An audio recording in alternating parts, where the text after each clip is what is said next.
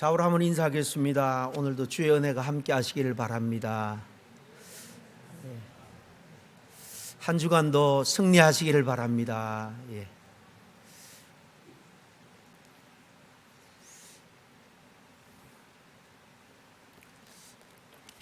자, 한번 따라하겠습니다. 하나님을 즐거워하는 삶. 하나님을 즐겁게 하는 삶이 아니라 제목이 하나님을 즐거워하는 삶이에요. 만약에 제가 여러분 지금 예수님을 구주로 믿습니까? 라고 물으면 대부분 거침없이 그럼요 믿지요 라고 편안하게 대답할 겁니다. 그런데 제가 또 하나님을 이 제목처럼 즐거워하십니까? 라고 묻는다면 여러분 대답을 어떻게 하시겠습니까? 아마도 많은 분들이 잠시 멈칫하게 될 겁니다.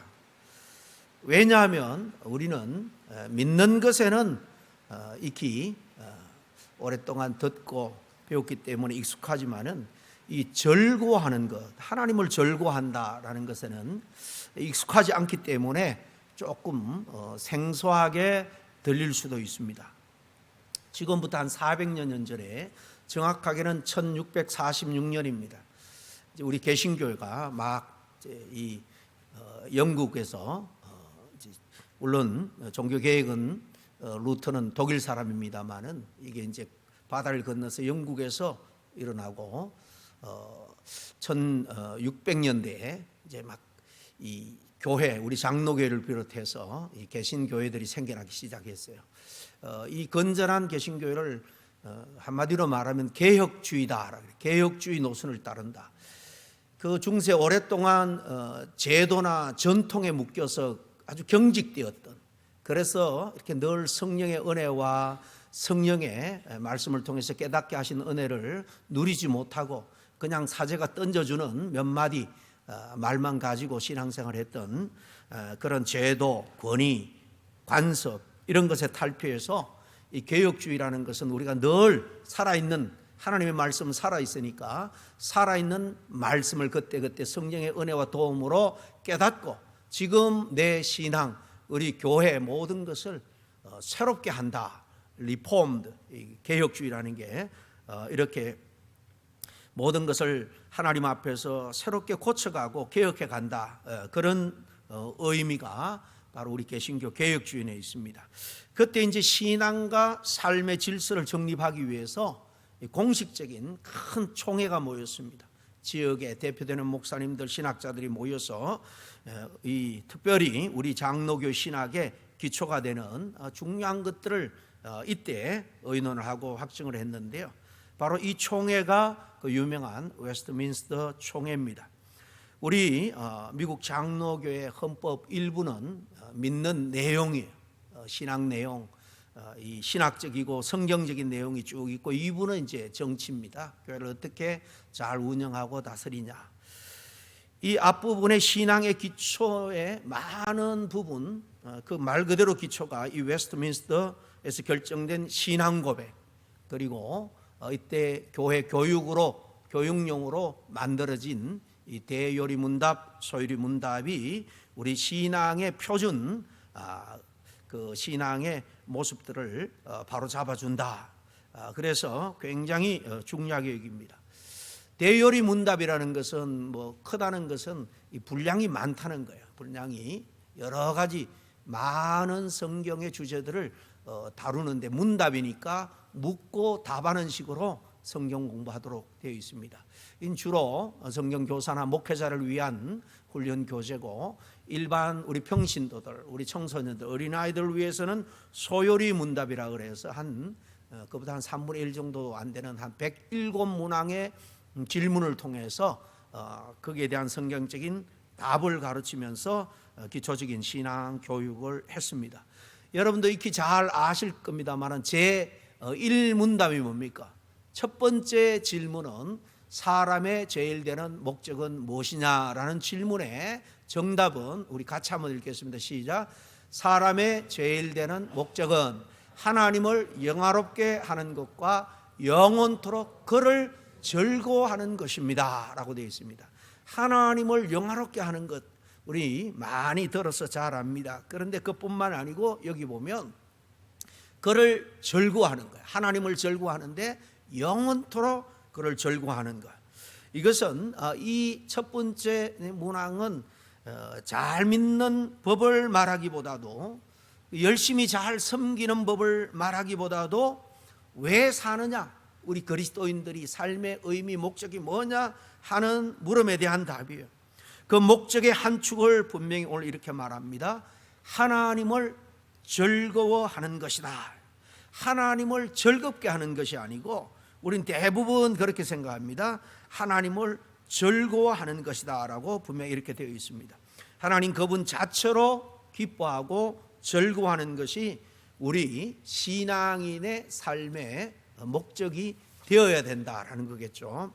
이 오늘 본문 말씀 같이 시편 16편 말씀을 쭉 들었는데요. 이 소열의 문답 제1문답을 가장 성경적으로 잘 우리에게 이해시켜주고 있는 내용이 바로 오늘 읽은 본문에 있습니다. 이 시편 전체를 관통하는 단어가 뭔가 하면, 물론 여러 가지 주제를 생각할 수 있겠습니다만 크게 공통되는 주제는 기쁨이에요. 즐거움 그리고 만족입니다. 이런 단어들이 여기 계속 나오죠. 그런데 놀라운 사실 하나는, 이 시편 16편을 쓴 사람은 시편은 자기 신앙 고백이에요.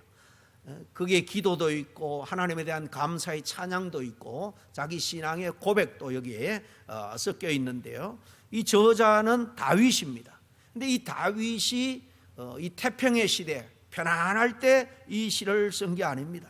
이 시의 내용에 보면 그가 지금 굉장히 어려움, 위기에 처해 있다라는 것을 짐작할 수 있습니다. 누군가에서 쫓기고 있었고, 그래서 불안한 가운데 있었습니다. 사울 왕 때의 블레셋 때문에 많은 고통을 받았죠. 그런데 어린 다윗이 나타나서 블레셋의 대장 골리앗을 죽이고, 이 지금의 이 팔레스타인입니다. 지금 이스라엘 전장에 바로 그게 바로 블레셋이죠.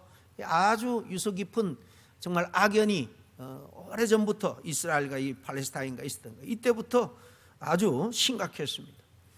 다윗이 골리앗을 죽이고 블레셋을 이렇게 점령했을 때 아주 태평성대를 이루었죠. 그런데 사울이 이 다윗을 시기질투해서 10여 년이나 군사들을 보내 쫓아다니면서 죽이려고 했죠. 이때인지 아니면 말년에 아들 압살롬의 반역으로 말미암아 쫓겨다닐 때인지는 정확히 알 수 없습니다만은, 오늘 읽은 내용의 전체 내용을 쭉 보면은 그 무언가에 쫓기고 있고, 그래서 그의 미래가 아주 불투명하고 정말 불안한 그런 가운데 있음에도 불구하고 오늘 고백하는 것은 내가 하나님을 기뻐한다, 하나님을 즐거워한다라는 고백의 내용을 이렇게 노래하고 있습니다. 소열이 문답 제1문답이 하나님을 즐겁게 하는 것이 아니라 하나님을 즐거워하는 것이다 라고 했는데, 다윗이 바로 이런 어려움, 역경 가운데서도 하나님 자체를 즐거워했다라는 거예요. 이 둘은 사실은 엄청난 차이가 있습니다. 이 차이를 잘 이해하지 못하느냐, 잘 이해하느냐에 따라서 우리의 신앙이 하나님 앞에 바로 설 수가 있고 왜곡될 수 있다는 거예요. 그러면 하나님을 즐겁게 하라라는 거하고 하나님을 즐거워하라, 이 차이가 뭘까요? 조금 한번 차이를 생각을 해보겠습니다. 먼저 하나님을 즐겁게 하는 것, 영어로 말하면 이렇게 하나님을 기분 좋게 해피하게 만드는 거죠. 이게 뭔가 말 그대로입니다. 이렇게 이해할 수 있습니다. 내가 뭔가를 잘해야지, 내가 열심히 해야지, 또 내가 하나님의 기준을 충족해야지 하나님은 기뻐하신다 라고들 생각하면 하나님을 즐겁게 하기 위해서 애를 쓸 겁니다. 이때 우리 신앙의 성격은 뭔가를 해야 된다, 행위 중심적이고 성과 중심적이게 됩니다. 이만큼 했으니 하나님도 만족하시겠지, 아니 하나님의 기대에 못 미쳤으니 하나님은 실망할 거야, 내게 주신 복을 거둘 거야, 어려움이 닥칠 거야, 이렇게 생각하게 되면은 그 신앙생활은 얼마나 힘들고 부담스럽고 여러분 불안하겠습니까? 그리고 그런 신앙생활은 율법주의에 빠질 가능성이 높습니다. 옛날에 이 유대인들도 그렇고 또 초대교회 이단들 중에 이 율법을 지킴으로, 어떤 조항을 지킴으로 해서 구원을 얻는다, 자유하고 만족했던 그런 이단파들이 많이 있었습니다. 신앙생활에 실패했다라고 하면은 이런 경우는 굉장히 좌절하게 되고, 내가 좀 신앙생활을 잘하고 있다 스스로 만족하다 못해서 교만에 빠질 수도 있습니다. 하나님이 두는 그렇게 부럽다고 우리를 평가하는 자다, 우리는 그 앞에 있는 수험생 정도에 불과하다라고 생각하면 우리의 신앙생활은 너무나도 피곤할 수밖에 없을 겁니다. 그런데 반면에 하나님을 즐거워한다, 영어 표현이 하나님을 즐거워한다 그럴 때 2번 안 나옵니까? 넘겨주세요. enjoy 가셔야 돼. 하나님을 enjoy한다, 이 뉘앙스가 좀 이상하게 들릴지 모르지만은 바로 하나님이 God is my joy라는 거예요. 하나님이 내 기쁨이다. 그래서 하나님이 우리에게 이미 은혜를 주셨고, 이미 사랑해 주셨고, 이미 구원해 주셨기 때문에 그것을 감사하며 기쁨으로 누리는 삶입니다. 이런 신앙의 성격은 하나님의 사랑받는 자로서, 하나님이기 때문에, 내 아버지이기 때문에, 나는 자녀이기 때문에 그 관계로 감사하면서 하나님께 예배하고 헌신합니다. 관계 중심의 신앙이라고 이름 붙일 수 있을 거예요. 은혜 중심입니다. 은혜 때문에 신앙생활을 하는 거예요. 내가 뭔가를 더 많이 받아서가 아니라 하나님 그 자체가 내 기쁨이 되시고 내 상급이 되는 거예요. 그 결과로 우리는 하나님 앞에 헌신하고 충성하면서도 자유함을 누립니다. 감사하며 살아갈 수 있습니다. 안정감과 기쁨 속에서 우리는 자발적으로 하나님께서 요구하는 사명을 우리는 잘 수행할 수 있어요. 순종하고 헌신할 수 있게 되는 겁니다. 그런데도 기쁘다는 거예요. 하나님은 우리 아버지고 우리는 그의 자녀다. 성경은 이렇게 분명히 가르쳐 줍니다. 이런 관계가 사실 우리에게는 그 어떤 축복보다도 가장 큰 축복이라는 사실을 여러분 믿을 수 있기를 바랍니다. 저와 여러분이 누리고 있는 최고의 축복은 뭐를 하나님이 더 우리에게 주셔서가 아니라 하나님이, 여호와 하나님이 나의 구원자가 되고 내 아버지가 되고 나는 그분의 사랑받는 자녀로 인침을 받았다. 이보다 큰 축복은 없다라는 것입니다. 이 두 가지 신앙 태도의 결정적인 차이는, 하나님을 즐겁게 하려는 신앙이라는 것은 공로를 쌓으려고 할 것이고, 하나님을 즐거워하는 신앙은 그저 감사하며 하나님의 주신 은혜를 누리게 되는 것입니다. 여러분, 우리가 신앙생활하면서 교회에 오면서 먼저 생각해야 될 것은 하나님께 받은 은혜를 내가 회복하는 거예요. 신앙을 회복하고 우리 영성을 회복한다는 것은 하나님의 은혜를 은혜로 알고 그것을 회복하는 거예요. 그것을 감사하고 기뻐하는 거예요. 그럴 때에 우리의 섬김은 자발적이고 헌신적으로 그렇게 하나님을 섬기면서도 기쁨이 넘치는 거예요. 다시 말하면 은혜 받은 다음에 봉사해야지 탈이 없다라는 것입니다. 반대로 내가 무언가 공로를 쌓고 업적을 쌓아서 하나님의 은혜를 누릴 수 있다 그러면 경쟁적으로 남과 비교하고 때로는 시기 질투 가운데 그렇게 봉사하다가 갈등이 생길 수밖에 없는 겁니다. 여러분, 왜 이 구분이 이렇게 중요한가 하면요, 하나님을 왜곡하지 않을 수 있기 때문에, 하나님을 즐겁게 해야 한다라는 생각은 자칫 하나님을 생각할 때 하나님은 우리가 좀 부족하면 실망하시는 분으로, 또 우리의 무슨 성과로 인해서 평가하시는 분으로 하나님을 왜곡시킬 수 있습니다. 그러나 요한복음 15장 11절에 보면 하나님은요, 내 기쁨이 너희 안에 있어 너희 기쁨을 충만하게 하려 함이라 라고 그랬습니다. 하나님은 우리에게 어떤 기쁨을 요구하는 것이 아니라 이 주님의 말씀에 의하면 행복을, 기쁨을 주시는 분입니다. 왜 또 이 구분이 중요한가 하면요, 순종의 동기가 제가 잠깐 말씀드린 것처럼 완전히 달라지기 때문에, 하나님을 즐겁게 하려는 순종은요, 신앙생활을 의무적으로 생각하기 때문에 늘 부담되고 피곤할 수밖에 없어요. 반면에 하나님을 즐거워하는 가운데 나오는 순종은, 그것은 하나님으로부터 받은 은혜, 그 사랑으로 말미암아 우리가 하나님을 섬기게 되기 때문에 기쁩니다. 피곤치 않다는 거예요. 오히려 하나님께 봉사하는 것이 즐거움이에요. 예를 들면 이런 겁니다. 예를 들어서 종과 그 집의 아들의 차이는 하늘과 땅 차이죠. 종은 주인을 기쁘게 하려고 일할 겁니다. 인정받으려고. 그런데 자녀는 아버지를 사랑해서 아버지 옆에 따라다닙니다. 아버지를 사랑의 눈빛으로 바라보고 존경합니다. 이 종의 입장은 당연히 피곤할 수밖에 없을 거예요. 그렇지만 자녀의 입장은 아버지와 함께하는 그 자체로 기쁘고 즐거운 것입니다. 소요리 문답 제1, 이 문답은 종의 신앙이 아니라 우리에게 자녀의, 이 아들의 신앙을 말씀하고 있는 겁니다. 또 이것이 왜 구분하는 게 중요한가 하면 신앙생활의 지속성이 달라지기 때문에, 즐겁게 해야 된다 하나님을, 그런 생각으로 가득 차 있으면 우리는 금방 번아웃되고 말 거예요. 그러나 그냥 즐거워하면 신앙생활이 지치지 않고 계속해서 지속될 수 있습니다. 기쁨이 없는 순종은 오래가지 못하지만은 기쁨에서 나오는 순종은 오래오래 끝까지 갑니다. 순종, 그것이 그냥 우리의 몸에 배이는 거예요. 삶 자체가 되는 겁니다. 이 시편 16편의 다윗의 고백에서 보면 아주 더욱더 분명하다라는 것을 알 수 있습니다.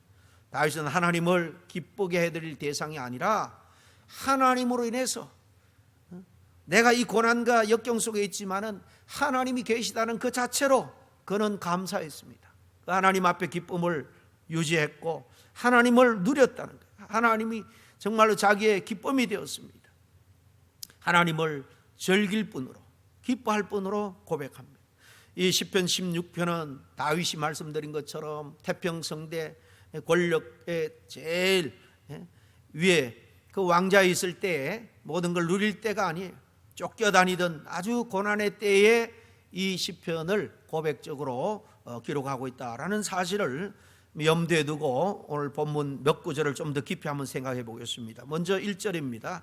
같이 한번 읽겠습니다. 시작. 하나님이여 나를 지키소서, 내가 주께 피하나이다 그랬습니다. 여기 내가 주님 앞에 피하겠습니다, 피합니다, 날 지켜주세요. 이건 정말 평온한 상황에서 하는 말이 아니죠. 뭔가 쫓기고 있는 위기 속에서 하는 사람의 말입니다. 그런데 놀라운 것은 다윗이 지금 이 어려움과 위기 가운데 이 문제 앞에서 지금 내가 이런 어려움을 당하고 있습니다, 하소연을 하거나 그 문제를 설명하거나 그런 고통을 풀어놓고 있는 게 아니에요. 사울이 이랬습니다, 압살롬이 저랬습니다, 상황이 지금 제가 너무너무 힘들고 어렵습니다, 이렇게 말하는 게 아닙니다. 대신 다윗은 하나님이여 나를 지키소서, 하나님이여, 단지 하나님만 말하고 하나님만 지금 찾고 있습니다.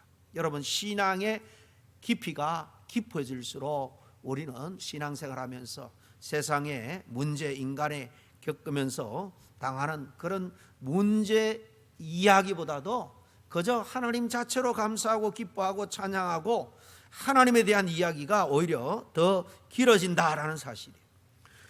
두 번째 절 2절을 보십시다. 주께서 나의 주님이시오니 주밖에는 나의 복이 없다 하였나이다.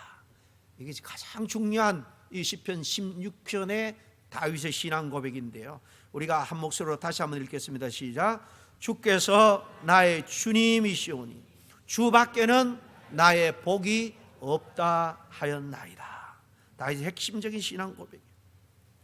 바로 이 고백은 우리가 서두에 말한 것처럼 이 소요리 문답 첫 번째 질문에 대한 답, 우리의 그 믿음의 내용의 핵심을 이 다윗이 정확하게 알고 고백하고 있다는 것을 알 수 있습니다. 이 말이 정말로 중요한데, 이 말에서 우리가 뭘 배울 수 있는가 하면요, 다윗은 이 말을 통해서 복의 개념을 재정의하고 있다는 걸 알 수 있습니다. 다시 말하면 복의 개념을 그는 바로 깨닫고 있다는 거예요. 이 말씀을 통해서 하나님이 원하는 복, 우리가 또 사모해야 될 복이 뭐냐를 바로 깨닫게 됩니다. 우리는 보통 이렇게 말합니다. 건강이 복이라고 말합니다. 자식이 잘 되는 것이 복이라고 말합니다. 우리의 계획, 일이 잘 풀리는 것이 복이라고 말합니다. 그런데 다윗은 말합니다. 주 밖에는 나의 복이 없습니다. 주 밖에는 나의 복이 없습니다. 하나님은 그저 복을 주시는 분이다라고 말하는 것이 아니라 하나님 자신이 나의 복입니다라고 지금 고백하고 있는 거예요. 여러분, 이것이 신앙적으로 얼마나 중요한 문제인지 모릅니다. 복을 목적으로 하면요, 하나님도 다 수단으로 그렇게 만들어 버립니다. 반대로 하나님을 목적으로 하면 하나님은 우주 만물의 주관자니까 하나님의 모든 간섭, 역사하심, 도우심, 은혜가 우리에게 그냥 흘러 들어오는 거예요. 또 우리 신앙이, 도대체 이 신앙이 하나님을 이렇게 이용하는 신앙이냐, 하나님을 절구하는 신앙이냐 하는 문제에 대해서 우리에게 귀한 교훈을 줍니다. 이게 오늘날 우리 현대 그리스도인들이 가장 흔히 흔들리는 혼란해하는 지점이 바로 이게 아닌가 생각을 합니다. 다시 말하면 기도는 하지만은 하나님을 즐기지 못합니다. 예배는 드리지만은 하나님으로 만족하지 못합니다. 그런데 다윗은 말합니다. 주 밖에는 없습니다. 주 밖에는 없습니다. 이 고백은 한마디로 말하면 하나님이 한 분이면 제게 충분하다는 거예요. 충분하다는 것입니다. 이것이 바로 하나님을 즐거워하는 신앙입니다. 어린아이 때 부모님들이 그의 필요들을 다 채워줍니다. 먹을 거, 입힐 거, 그죠? 잠잘 자리 다 제공을 해줍니다. 이렇게 부모가 아이에게 모든 것을 해주니까 아이들은 기뻐하고 즐거워하면서 자랍니다. 그런데 언젠가 이렇게 유튜브를 보니까요, 이 80도 넘은 노부부가 한적한 곳에서 둘이 사는데 여기서 무슨 기쁨이 있고 낙이 있냐고 이렇게 물으니까 이 제 아내가 여기 있는 것만으로도 기쁘다는 거예요. 젊어서는 몰랐는데 지금 와서 여기 아프면 주물러 주고 가려면 끌고 주고, 만약에 이 외진 곳에 내 혼자 있다면 얼마나 외롭고 정말 심심하겠냐고. 여러분, 곁에 있어 주는 것만으로 기쁘고 즐겁다는 이 고백은 여러분 그냥 하는 소리가 아닐 거예요. 만약에 지금 연세가 지긋이 들었는데도 같이 살면서 이런 생각을 못하고 있다면 내가 좀 잘못 살았나 한번 돌아보시길 바랍니다. 여러분, 누가 성숙합니까? 어린아이는 부모가 다 해주니까 즐거워하고 기뻐합니다. 어린아이 수준이에요. 그런데 이렇게 다 인생 산전수전 다 겪고, 그죠? 좀 삶의 지혜가 생기고 보니까 이 나이 때까지 이 곁에 있어주고 그렇게 의지할 수 있다는 그 마음으로 서로 의지하고 나누고 대화할 수 있는 이 상대 그 자체만으로도 이 배우자가 정말 감사하고 기쁘고 고맙잖아요. 이제 5절을 한번 보시겠습니다. 여호와는 나의 산업과 나의 자녀의 소득이시니 나의 분깃을 지키시나이다, 이렇게 고백하죠. 여기 산업, 잔, 분깃, 이것은 이스라엘 백성들의 그 당시 어떤 소유권 문제를 말하는 거예요. 생존 기반의 문제를 의미하는 겁니다. 그런데 다윗은 뭐라고 말합니까? 내 기업은 내가 갖고 있는 재산, 땅, 자식, 이게 아니라는 거예요. 여호와가 나의 기업입니다 라고 고백합니다. 소열이 문답 제1문답이 말하는 하나님 중심적인 그런 생각, 신앙 고백, 세계관이 아닐 수가 없습니다. 여러분, 인생에서 이게 없으면 못 산다, 그런 게 있습니까? 그것이 혹시 하나님보다도 앞서 있지는 않습니까? 이제 몇 절 띄어서 9절을 보시겠습니다. 9절은 같이 읽겠습니다. 시작. 그러므로 내 마음이 기쁘고 내 영도 즐거워하며 내 육체도 안전히 거하리니, 그랬습니다. 이 9절은 순서가 중요한 것 같아요. 마음이 기쁘고 영이 즐거워하며, 그러니까 육체가 안전하게 거하게 된다. 여러분, 내 마음, 내 영이 하나님을 즐거워하면 우리의 삶 전반이 이렇게 안정되는 거예요. 우리 현대인들은 너무나 바쁘게 살아갑니다. 그런데 문제는 바쁜 게 아니에요. 정말 문제는 바쁘게 살아가면서 추구하는 것, 즐거움의 대상이 문제가 있다는 것입니다. 현대인들은 대개 잠깐의 유익, 잠깐의 쾌락만을 추구합니다. 여러분, 우리들은 노후를 잘 준비하면서 노후에 건강하고 또 노후에 좀 풍요롭게 사는 그런 노후에 모든 관심이 있습니다. 그런데 그 노후는 얼마나 오래, 그리고 얼마나 건강하게 행복하게 여러분 지속될 것 같습니까? 노후가 아무리 건강하고 넉넉하고 행복해도 노후라는 것은 이제 정말 이 땅을 떠날 날이 얼마 남지 않았다는 거잖아요. 그리고 그 다음은 어떻게 해요? 노후 이후에 우리의 영원한 삶에 별로 만약에 관심이 없다면 그 인생은 참으로 어리석은 인생이 아니겠습니까? 여러분, 죽음 너머까지 이어지는 즐거움이 있다라는 사실을 여러분 아십니까? 오늘 이 시편 16편 자세히 보면 이 다윗은 그 즐거움을 품고 살았습니다. 10절 말씀도 같이 읽습니다. 시작. 주께서 내 영혼을 소홀히 버리지 아니하시며 주의 거룩한 자를 멸망시키지 아니하실 것임이니이다 그랬죠. 다윗은 여기서 지금 죽음 너머를 바라보고 있는 거예요. 신약에서는 이 말씀을요, 예수 그리스도의 부활로 해석을 합니다. 시편 16편은 신약에서요, 한 군데도 아니고 두 곳에서 인용이 되는데, 한 번은 베드로에게, 한 번은 바울에게 인용이 됩니다. 똑같이 너희들이 십자가에 못 박아 죽은 예수 그리스도, 그는 부활해서 성천하셨다라는 이 부활과 연결해서 설교할 때에 둘 다 이 대목을 끌어서 인용합니다. 사도행전 2장에는 오순절 성령 임하고 제일 먼저 수제자 베드로가 일어나서 여러분 예수님을 증언하죠. 사도행전 2장 25절부터 28절에 그 내용이 뭔가 하면 바로 시편 오늘 이 16편 8절에서 11절 말씀을 그대로 끌어다가 설명을 하는 거예요. 다윗이 그를 가리켜 말하되 내가 항상 내 앞에 계신 주를 배웠으며 내가 내 오른쪽에 계심으로 내가 흔들리지 아니하리로다. 이는 내 영혼을 음부에 버려두지 아니하시며 주의 거룩한 자로 썩음을 당하지 않게 하실 것이미로다 그랬습니다. 베드로는 이 시편 이 16편에 나오는 이 다윗의 고백을 메시아 즉 예수 그리스도의 부활 예언으로 해석을 했습니다.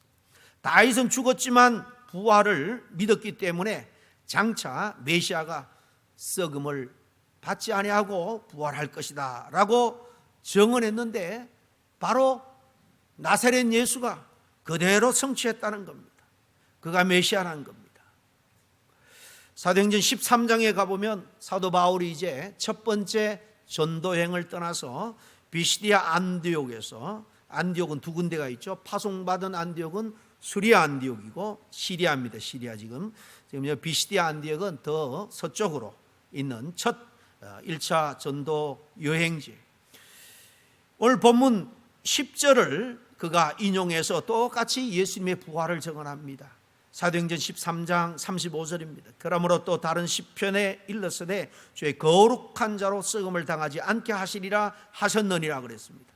바울 역시도 동일하게 다윗은 죽어 썩었지만 메시아로 오신 예수 그리스도는 이 시편 16편의 완전한 성취로 부활했다라고 말하는 겁니다. 다윗은 하나님을 믿고 절구하는 자로서 그런 죽음이 끝이 아니라 부활의 영광을 바라보며 기뻐했던 사람입니다. 오늘날 우리 성도들은 예수 그리스도 안에서 하나님을 절구하는 삶은요, 죽음으로 결코 끝나지 않는다라는 사실까지 믿는 사람입니다. 소열이 문답을 우리에게 말하죠. 그를 절구하는데 영원토록 절구하는 것이다 그랬습니다. 시편 이 16편처럼 이 땅에 시작된 즐거움이 영원으로 이어진다라는 것인데요. 이 표현은 감정적인 그저 기쁨이나 일시적인 만족을 말하는 것이 아닙니다. 구원받은 우리 성도가 하나님 안에서 누리는 권원적인 아주 존재론적인 영원한 기쁨이에요. 단지 이 영원하다는 것은 시간의 문제뿐만 아니고 이 완벽한 이 상태가 영원하다, 상태의 문제가 돼요. 믿음으로 하나님과 화목한 순간부터 시작되어서 죽음을 넘어 부활하여 새하늘과 새 땅에서 완성되는 그 영원한 상태, 변하지 않는 상태, 죄나 두려움, 결핍, 상실이 이제 더 이상 우리를 방해하지 못하는 하나님과의 완전한 그 교제 상태, 하늘의 기쁨, 영원한 생명이 충만한 그 상태를 말하는 겁니다. 그래서 마지막 11절에 이렇게 다윗은 고백합니다. 주께서 생명의 길을 내게 보이시리니 주 앞에는 충만함이 있고 주의 오른쪽에는 영원한 즐거움이 있다. 영원한데 또 충만한 완벽한 기쁨, 즐거움이 기다리고 있다는 겁니다.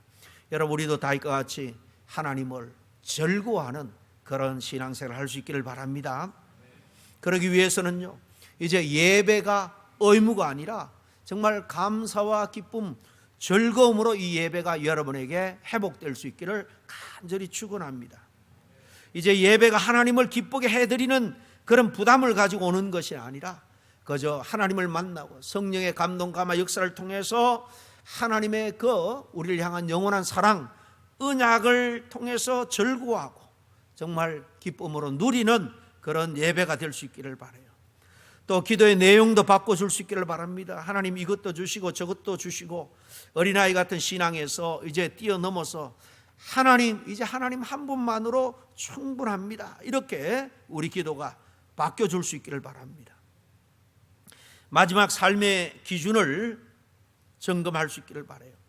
내가 살아가면서 이런저런 수많은 결정을 하고 선택을 하게 될 겁니다. 그때 그것이 하나님을 더 기쁘게 하고 즐기게 하는가, 아니면 나를 더 바쁘게만 만드는가, 잘 생각해보고 우리 삶의 기준을 바로 세울 수 있기를 바랍니다. 사랑하는 우리 성도 여러분, 우리는 하나님을 기쁘게 해드리기 위해서 지음받은 존재가 아니에요. 하나님은 결코 뭔가 부족해서 도움이 필요해서 우리를 창조한 게 아닙니다. 하나님은 우리를 당신의 형상대로 지을 때에 같이 교제하기 위해서 그냥 함께 있음으로 서로 기뻐하고 즐거워할 수 있도록 우리를 지으셨다라는 사실입니다. 아무쪼록 오늘 시편 다윗의 고백이 우리의 고백이 될 수 있기를 바랍니다. 정말 주님만이 나의 복이요 분기십니다. 주의 앞에는 충만한 그리고 영원한 기쁨이 있습니다. 이런 고백이 우리 안에 흘러 넘치기를 바랍니다. 이런 고백으로 사는 인생이 그야말로 가장 하나님을 영화롭게 하는 인생인 줄로 믿습니다.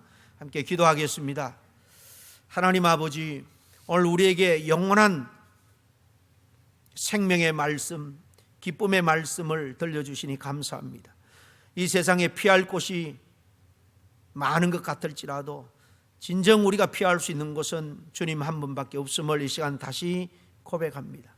주님, 우리가 주님보다 다른 것에서 더 만족을 구하고 기쁨을 대신하려 했던 그런 우리의 옛 삶을 주님 돌아봅니다. 용서하여 주시고, 주님이 우리의 기업이시고 자네 소득이심을 믿으면서도 또 눈에 보이는 우리의 삶, 그 형편에 더 마음을 빼앗겼던 연약함도 또한 불쌍히 여겨 주시옵소서. 시편 기자의 고백처럼 주는 나의 주님이시여 주밖에는 나의 복이 없다라고 고백할 수 있는 성숙한 신앙의 아버지 하나님, 한 발짝 더 다가설 수 있도록 도와주옵소서. 하나님, 인생의 목적이 정말로 하나님을 영화롭게 하는 것과 영원토록 주님을 즐거워하는 것임을 다시 새깁니다. 우리의 삶의 형편이 흔들릴 때에도 주님의 임재 안에서 기뻐하게 하시고, 길이 보이지 않을 때도 주의 오른손에 영원한 즐거움이 있음을 믿고 담대하게 걸어갈 수 있는 우리 모두가 되게 하여 주시옵소서. 우리의 참된 기쁨이 되시는 우리 주 예수 그리스도의 이름으로 감사하며 기도하옵나이다. 아멘.